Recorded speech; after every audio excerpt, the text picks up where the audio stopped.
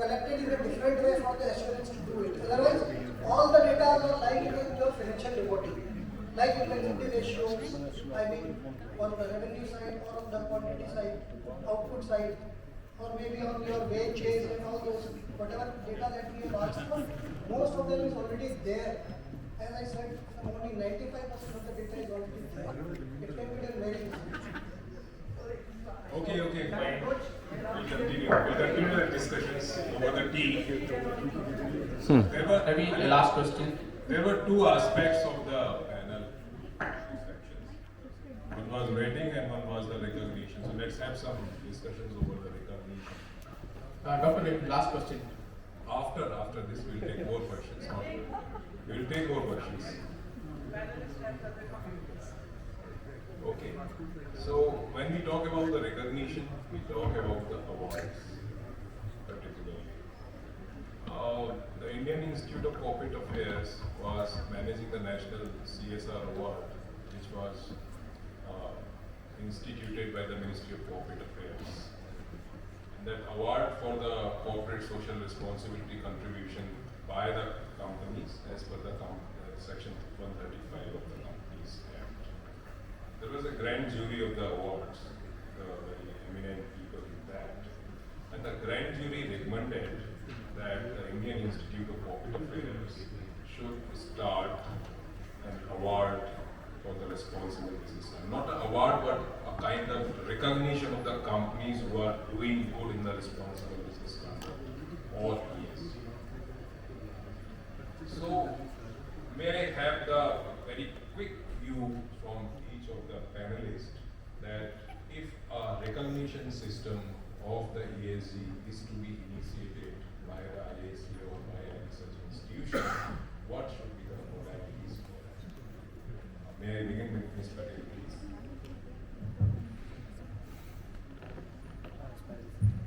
I think it's a great initiative. Any recognition actually pushes an individual to have an aspiration to probably get there. So it is in the right spirit actually, but I think what would be important again would be to put together what is the framework in which you will decide, or what are things which you want to look at while selecting the best performers. And also it will be good to put it out and let the corporates look into it and gear up to probably achieve this. Something coming from ICA is very prestigious, I think, for each companies sitting here or otherwise in India. And a recognition from a body like this would be very aspirational, is how I would see it. And I'm sure we put together a good framework in terms of how would you want to assess those companies when you select them. So I think it would be a good initiative. I was just wondering that when you assess companies for giving out such recognitions coming from you, it will have good value.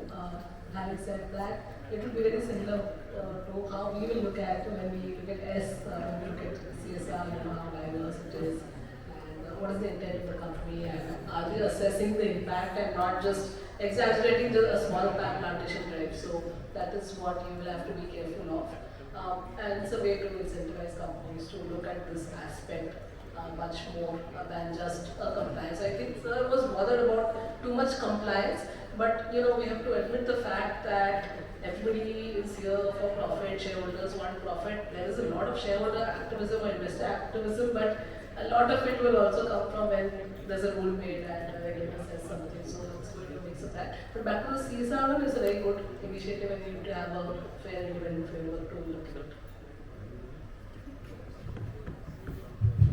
So we've developed a framework for governance, and for the last 8 years we've been recognizing companies on the basis of governance.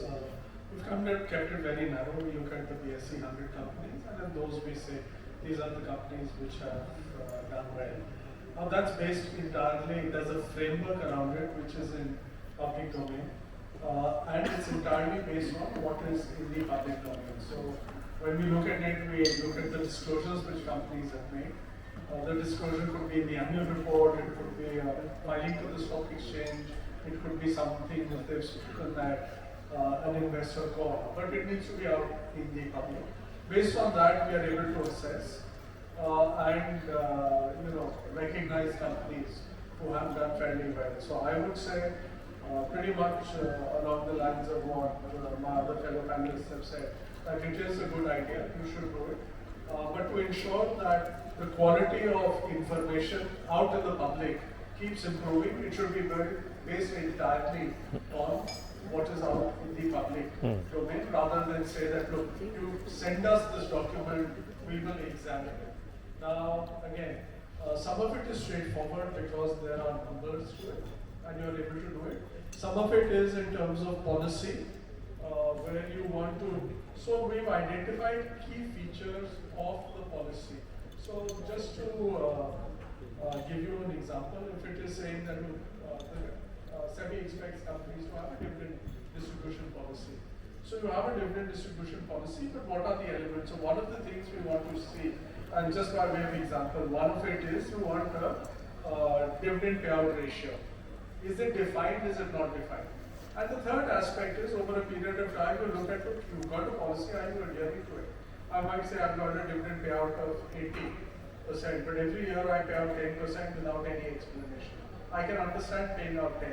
So it is a combination of numbers, it's a combination of qualitative factors, and based on public information. So those are some of the learnings we have, and which we believe, if it's incorporated in the framework, will serve its purpose. Yeah, as a regulator, we always appreciate the performance of anyone, because in fact anyone and everyone should be appreciated for the good work. So whether it is CSR, whether it is anything else, so I think that's a very good idea, and I think should emerge in such a way so that people are also motivated towards doing such things. That's a good point. All right. Final question. Right. We close the session here.